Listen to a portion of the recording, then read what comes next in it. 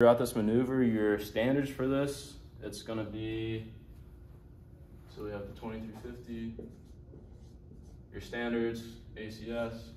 This is gonna be no more than 40 degrees bank.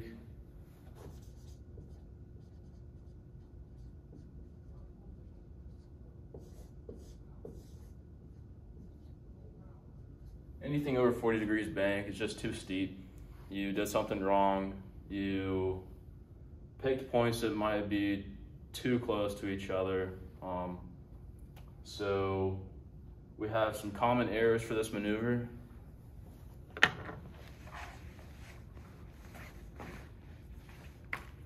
Some of the common errors include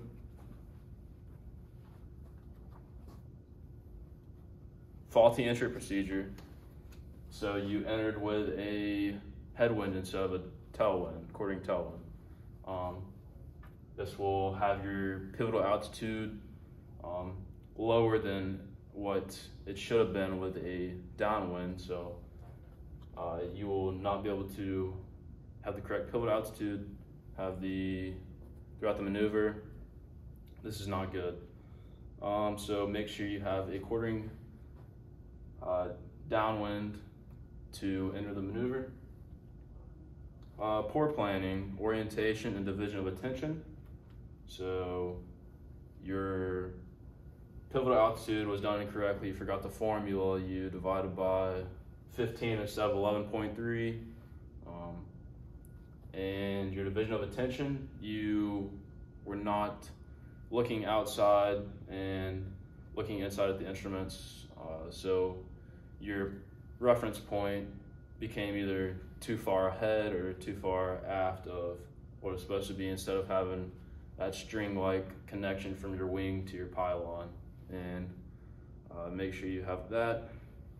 Uncoordinated use of flight controls. So this goes back to trying to use the rudder to yaw during this control. Improper, when you need to use right rudder, you use left. Not even looking at the instruments inside the plane, just looking outside the plane. You need to stay coordinated throughout the flight, so make sure you're doing that.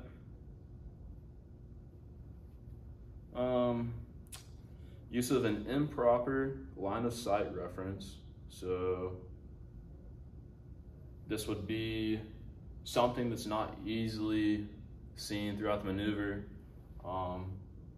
Possibly an intersection where the trees are blocking it halfway throughout the maneuver. You want to have a point where you can see it the entirety of the maneuver. Something that's clear, something that's visible, that you don't lose when you're flying along. You're like, where did my point go? So pick something that's easy you can see throughout the maneuver. Application of rudder alone to maintain line of sight of the pylon. So you want to use that constant bank. You want to use that differential pitch, what you are going to use your elevator for, and not using those rudder pedals to stay on the reference line.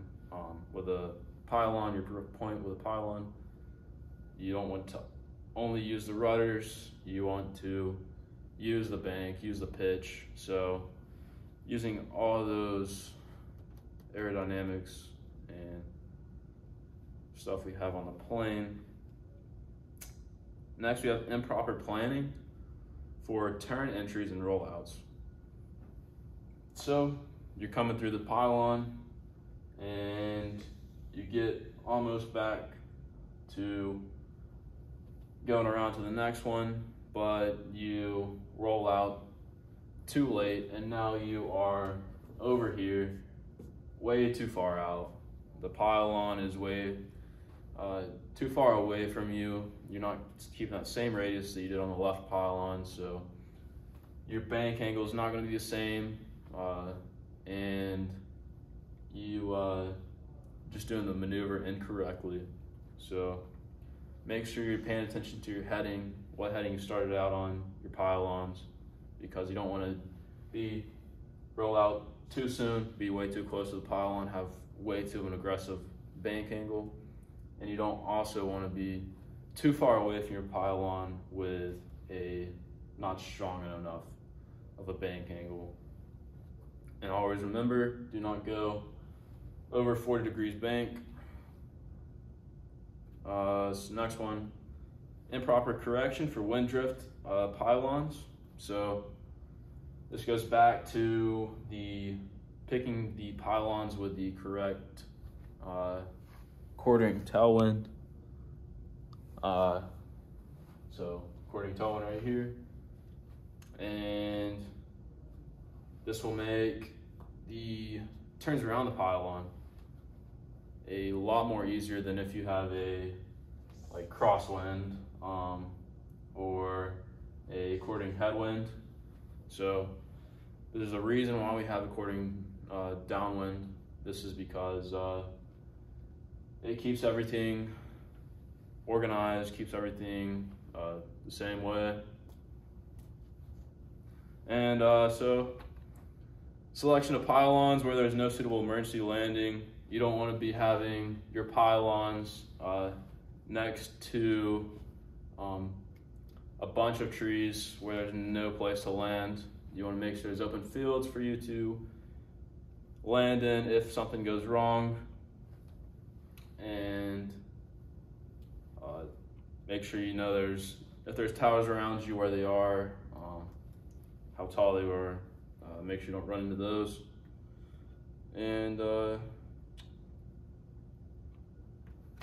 so, yep, 8-ton pylons. Talked about why we do them.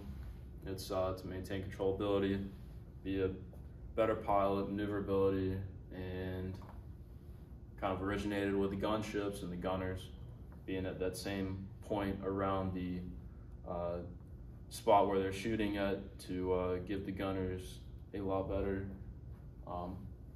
more familiar, not changing anything. And pivotal altitude, talked about that, that's key. And this maneuver, and you find that by the ground speed times ground speed divided by 11.3 plus your elevation at that spot. And we talked about if the point is in front of your reference point or behind your reference point, what you do about that with the elevator and the yoke.